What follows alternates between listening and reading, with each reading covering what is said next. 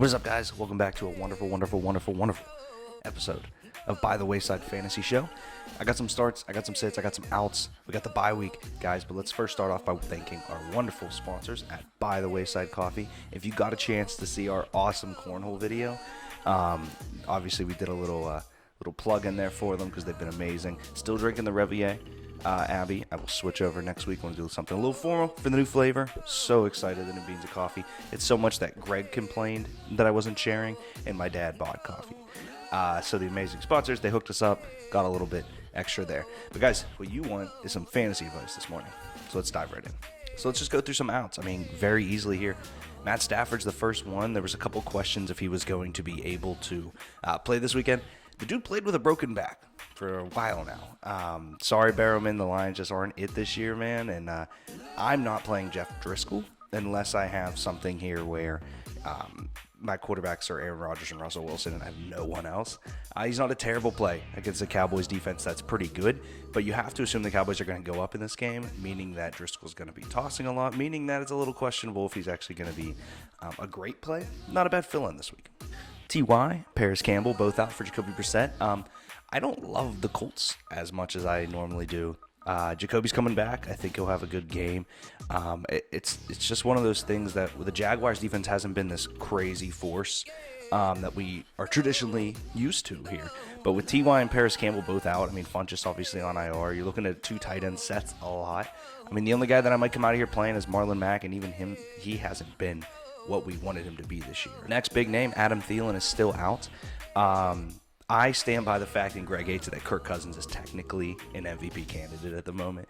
Their passing games come to life basically just because of Dalvin Cook and how great their running game has been. But with Adam Thielen out, I mean, I would expect a big workload for Diggs, as well as both of their tight ends continuing to get work. If you are in a tight end hole, I like Kyle Rudolph and Irv Smith. The next one here, I won't give away too much because he's one of my loves, but Devontae Freeman out against the Carolina Panthers.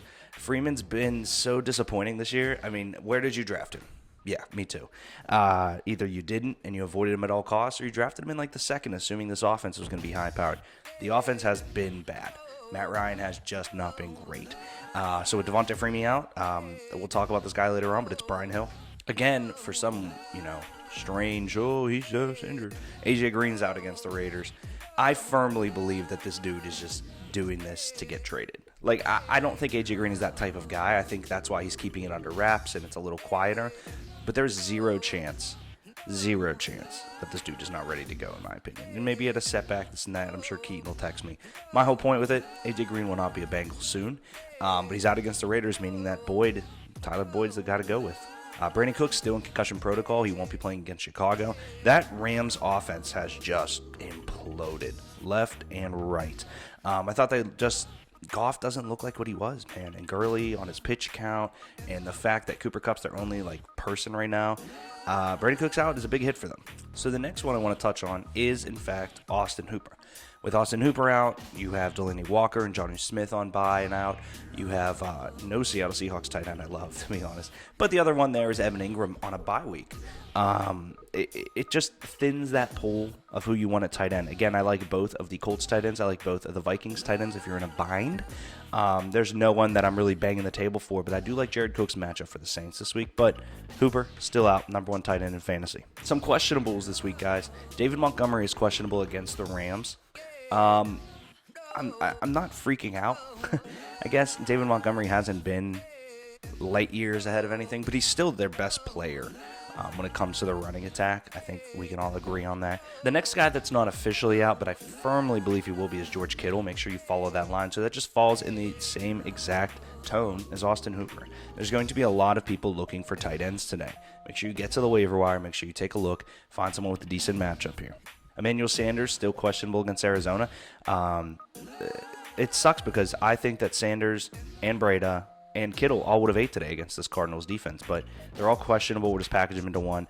Emmanuel Sanders, obviously with the injury from last game, still a little questionable. We'll see on game time. I firmly believe Matt Breda will not play today, but we'll see closer to game time as well. So I want to touch, before we get to the By the Wayside segment, on some lottery pick names. Obviously, Brian Hill for the Atlanta Falcons coming out here. They're playing the Panthers. Is their only really solid running back. I'm a huge Quadri Ollison guys. I think that he's good out of Pitt, but Brian Hill is going to be their guy this week. So if you have him, I'm looking at double-digit points pretty easily for him. The next name is Kalen Ballage, which Dre started a fist fight among ESPN employees. They're up against Buffalo, which was basically run all over last week, even though it's a different running back core there in Cleveland. But Kalen Ballage will get you out of a bind if you really, really need like 8 to 10 points. So J.D. McKissic is the only guy on the Detroit Lions worth a crap in the run game.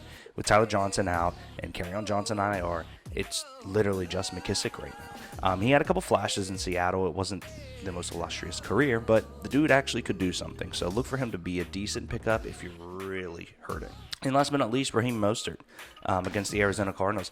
I love Tevin Coleman, but with Matt Breida not really playing and being more of the passing down back for the 49ers, I would see Mostert getting a heavy share of that workload from Coleman if Breida can't play. This is all contingent on Matt Breida not playing. So let's get into some guys you should leave by the wayside this Sunday morning. First one, easy for me, guys. Everyone's hyped about him coming back, and so am I, but Darius Geis against the Jets. The Washington Redskins are playing Dwayne Haskins, which means that they're playing a rookie quarterback, which means that the offense probably won't be clicking, which is why I don't love Terry McLaurin this week, and I think Adrian Peterson will get the lion's share of that workload. I like Darius Geis. I hope he's good, just not the week for me. Next two guys I'd leave by the wayside, Christian Kirk, Larry Fitzgerald. They're up against a 49ers defense that has been playing lights out recently. I love Christian Kirk. Everyone can attest to that. And I love Larry Fitzgerald because he's from Pittsburgh. The two of them, I just don't know how they'll do, especially with the pass rush that is going to be on Kyler Murray all game long. I leave them both, if you can, by the wayside. The next guy I'm leaving by the wayside, very simply, is Jacoby Brissett. You guys know how much I love Jacoby Brissett, but without T.Y., without Paris Campbell, Marlon Mack hasn't been doing what we wanted to do. He's basically running with two tight ends out there. It's going to be one of those weeks against the Jags where I think Jacoby Brissett will have a good game. It just, is he your best fantasy option available at quarterback today? Take a look at the waiver wire just in case. And the last person or unit I'm leaving by the wayside is just the Eagles offense. You're up against the Patriots, and I understand that the Eagles do have flash of player here, and I love Dallas Goedert, and I actually have to play him in a league. They just picked up Jay Ajayi. He won't go today, but it is promising for the run game with Darren Sproles out. For me, maybe Miles Sanders, but you're playing the New England Patriots.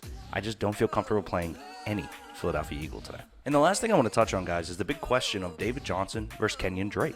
David Johnson was benched last week, and I'm telling you this because he was a lot of people's person that was going to go for 1K, 1,000 yards receiving, 1,000 yards rushing this year. If you didn't pick Christian McCaffrey, I think you're an idiot, but that's not the question for today. I think Kenyon Drake will have more points at the end of today than David Johnson, just based on how last game ended. All right, guys, that has been the By the Wayside Fantasy Football Show this morning. DM us with your lineup questions, guys. Go set those lineups. You have time. Check injuries. There are always going to be players announced out. I firmly believe one will be George Kittle. Make sure you know where your guys are playing, what time they're playing, and if they're playing. But, guys, thank you again to By the Wayside Coffee for having us do this segment. Best of luck, and let us know if you need any questions.